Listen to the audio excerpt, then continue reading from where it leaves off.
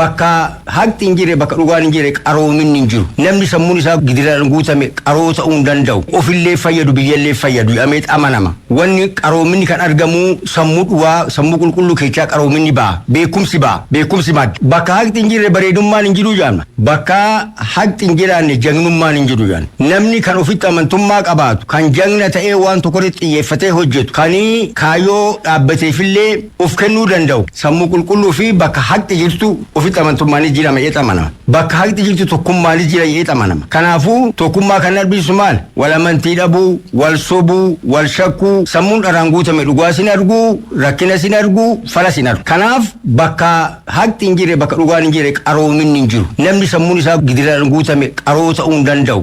Misooma kooriidarii magaalaa Hararii fi naannichaa jireenyaa fi turizimiif mijataa gochuuf sochiin eegalamee abdachiisaadha jedhan Ministeerri Muummee Itoophiyaa Dr. Abiy Ahmed. Ministeerri Muummee magaalaa Harariis daawwatanii jiru. Margaa Cimdeessaa dabalata qaba.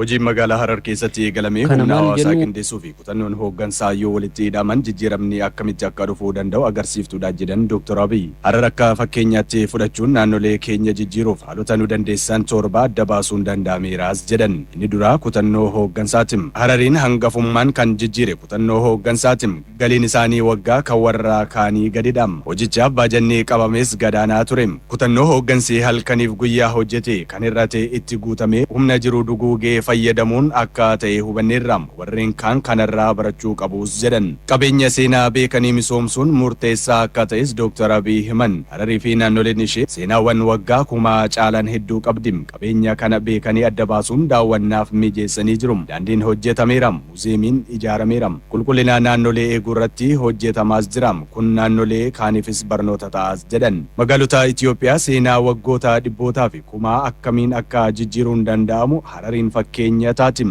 Jogol jijjiirameera. Daandiin keessaas diriireera. Gamoo Jogol suphuuf hojiin hojjetameera. Hojiin ibsaa diriirsuu magaalota durii keessatti kuufama manoota jiganii akka hin taane hojiileen hojjetamaa jiran Jogol yoomiyyuu haaraa akka taatu taasiseera. Magaalonni umurii dheeraa qabanii fi dullooman akkamitti akka jijjiiraman kan irraa baratamuudhaas jedhan. Harar magaalaa dhalli namaa fi bineensonni walii galanii waliin jiraatanidha. Agarsiiftuun kana dooyii waraabessaati. Waggaa 100 dura eegalanii barreessitoonni magaalaa Harar daawwatan dooyii kana dinqisiifatanii barreessaniiru. Dooyii kana gara ga'umsa turizimii ammayyaatti jijjiiruuf galii kitaaba dhaloota idamurraa argamuun bakka agarsiisa dooyii waraabessaa yookiin amfiitiyaatir magaalaa Hararitti ijaarameera. Kennaa uumamaa naannoo keenya jiru haala kanaan beeknee misoomsuu qabnas jedhan Dr. Abiy. Misooma kooriidarii magaalota tokko keessatti hojjetaman ibsaawwan daandiirraa bajataa guddaan hojjechiisan. Hararitti garuu naannoo isaaniitti oomishuun gatii rakasaan argachuun danda'aniiru. Hojiin akka ulfaatu kan taasisu qabeenyaa fi beekumsa sirnaan fayyadamuu dhabuudha. Hararitti daandiin keessaa hojjetame dhagaa Harariin faayameetim. Hojiin kun ijaarsi haaraan kan durii faana akka wal simuu taasiseera. Dargaggoota naannoleefis carraa hojii uumeera. Baasii xiqqaan hojii hedduu hojjechuun danda'ameera. Muuxannoon beekumsaas irraa qooddatamuu danda'ameera. Ofirra mil'annee naannoo keenya yoo ilaalle iddoowwan misoomaaf oolan hedduus qabnaas jedhan Dr. Abiy. Harar naannolee hedduu caalaa bal'ina lafaatiin xiqqaadha. Magaalaa seenaa qabeettii ta'uu isheetiin dhiphinaa fi hanqina iddoos qabdi. Ilaalcha bal'isanii yaaduun bakka dhiphoo kana bal'isuus gaafata. Kan fagoo jiru kan itti dhiyaatu dursee ilaaluudha. Misoomni kooriidarii Harar ilaalcha kanaan bal'aadha.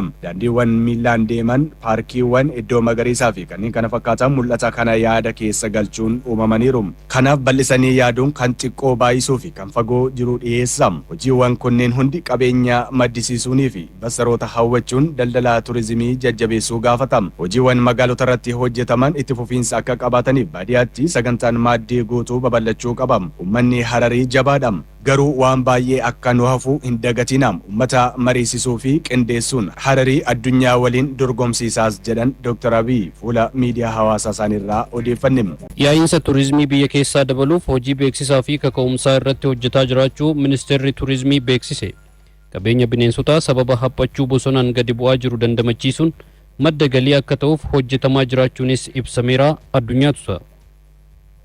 Ministeerri Turizimii qooda fudhattoota waliin raawwii hojii ji'oota 6 magaalaa Adaamaatti qorataa jira. Ministeerri Turizimii Aadde Salamaawit Kaasaa Itoophiyaan qixa qabeenya uumamaa fi hambaalee qabduun irraa akka fayyadamtuuf hojjetaa jirra jedhan. ኢትዮጵያ የድንቃድንቅ ባህላዊ Itoophiyaan bakka badhaatuu qabeenya uumamaa seenaa fi aadaa akkuma taate isarraa akka fayyadamtu gochuuf itti gaafatamummaa guddaan nutti kennameera. Qabeenya qabnu beeknee adda baasnee kunuunsuu fi beeksisuun bakka hawwataa beekamtuu gochuuf cimnee hojjechuu barbaachisa. Qooda fudhattoonnis galii turizimii irraa argamu guddisuu fi qindoominaan hojjetaa jiraachuu dubbatu. የቱሪዝም ልማት በጥቂት ተቋማት ተሳትፎና ጥረት ብቻ እውን የሚሆን ዘርፍ አይደለም። Misoomni turizimii hirmaannaa qaamolee muraasaa qofa waliin hin milkaa'u. Kanaaf dhaabbilee fi qaamolee dhimmi ilaallatu hunda waliin cimnee yoo hojjenne qabeenya turizimii qabnurraa galii argachuu dandeenya. Deetaan ministeera turizimii Dr. Indagana Abbabaa waggoota muraasa darban sababoota balaa uumamaa fi namtolcheen addunyaa irratti daawwannaan gadi bu'eeraa jedhan. Itoophiyaatti sababa weerara koronaa fi walitti bu'iinsa kaaba Itoophiyaatti tureen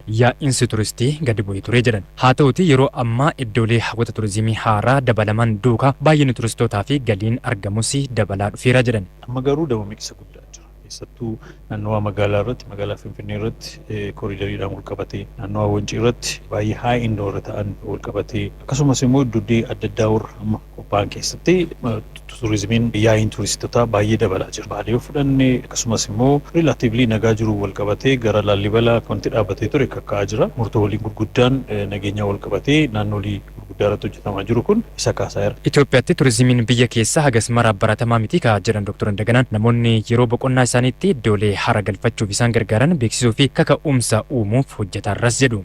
Biyya Hindii yoo fudhanne turistiin biyya keessaa parsantii 50. So nuti immoo shaakala akkasii hin qabnu. Shaakala kana irratti garuu hojii gurguddaan hojjeta. Federaal tuurizimii jalqabamee jira. Keessattuu waajjiroolii federaal irratti kilabooliin adda addaa akka dhaabbatan deeggarsan goona. Deeggarsiin koona inkareejin goona. Paakeejolii adda addaan qopheessina. Inni gara naannoottis bu'uu qaba. Warruma dhiyoollee ta'an fakkeenyaaf Laangaanoo fudhachuu hin dandeenya. Naannoo Sodaree kana fudhachuu hin dandeenya. Akkasumas immoo egaa turistiin tokko tokko mana amantaa wajjin illee wal qabatee deemuu ni danda'a. Isaa wajjin illee wal qabatee hojiin gurguddaa bakka'ee jira. Daarektarri olaanaan abbaa taayitaa eegumsaa fi kunuunsaa bineensota bosonaa federaalaa obbo Kumsaa Waaqjiraa Itoophiyaan madda bineensota marartoo hedduu fi iddoolee argama bosonaa mimmiidhagooti jedhan. Haa ta'u malee hawaasni qonna babal'ifachuuf iddoo jireenyaa isaanii mancaasuu akkasumas haalli qilleensaa addunyaa dhiibbaa irraan gahaaruu jedhan. Abbaan taayitichaa ministeera turizimii waliin ta'uun qindoominaan hojjechuun galiin gama qabeenya uumamaan argamu akka fooyya'uuf hojjetaarras jedhan. Karaa dinagdee yeroo laallu karaa turizimii muuxannoo biyya biraa yeroo laallu poteenshaalii guddaa jira jechaadha qabeenya uumamaa kanarraa. Akka biyyaatti immoo kanarraatti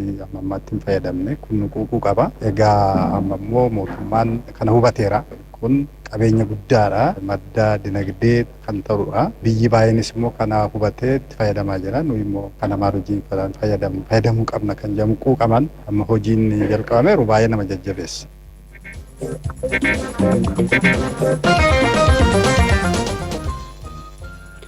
Dhaggeeffattoota keenya egaa fuulleffannaan keenya guyyaa har'aa ajandaadhaan sirna gadaa irratti xiyyeeffata. Gadaan gaaddisa siyaas diinagdee fi hawaasummaa waliigaltee fi tokkummaan Oromoo ittiin ijaaramudha.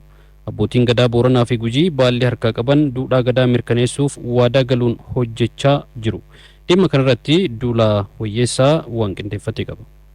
Sirna ittiin bulmaata Oromoo kan ta'e gadaan gaaddisa siyaas dinagdee fi hawaasummaa ta'ee tajaajila. Duudhaalee hawaasni abbaa sirnichaa ta'e mirgaa fi dirqama isaa beekee ittiin walii galuu fi tokkummaan waliin jiraatuunis masakamaadha. Haa ta'u malee sirni kun danqaalee garaagaraa laafuunsaa uummata Oromoo qooduun alagaaf ulaa saaqee aarsaa jajjabaa kaffalchiisaa turus yeroo ammaa mil'annaa argateera. Sirni gadaa deebi'ee misuun oduu aagaa ta'us ammallee duudhaansaa sirnaan hojiirra ooluu dhabuunsaa waliigaltee fi tokkummaa hawaasaa itichuu irratti harkifannaa uumuus akeekni abbootii gadaa dhiyeenya baallee fudhataa jiranii immoo dhalootaaf abdii ta'aa dhufeera. Waggaadhaan dura abbaa gadaa Gujii 75ffaa ta'uun baallee kan fudhatan jaarsoo dhugoo bara gadooma isaaniitti nagaa buusuu irratti dhimmanii akka hojjetan waadaa galanii hojii jalqabanii. Gadaani waraana qaba. Wanni gadaa kaarratte uummanni waraanni dhaabatuu qaba. Nageenyi bu'uu qaba. Mari'annee gadaa dhaga'anii hayyuu dhaga'anii waraanni dansaa miti namni ibiddaan hin bulu. Gadaa tan ammoo gadaa quufaallee gadaa roobalee quufaa gadaa jiruullee gadaa waraanaallee miti.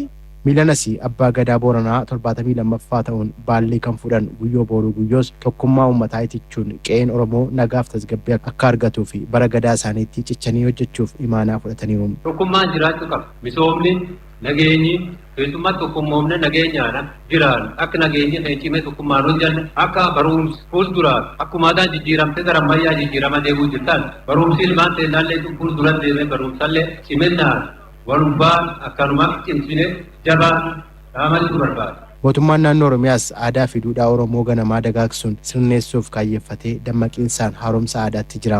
Aadaa, duudhaa fi safuu sirna gadaa keessatti kuufamee qalbeeffachuun hundinuu cichee yoo hojjete qe'een Oromoo waliigaltee fi tokkummaa dheebottu akka gonfattuu fi ulaa saaqee uummatas gammachiisuu danda'a.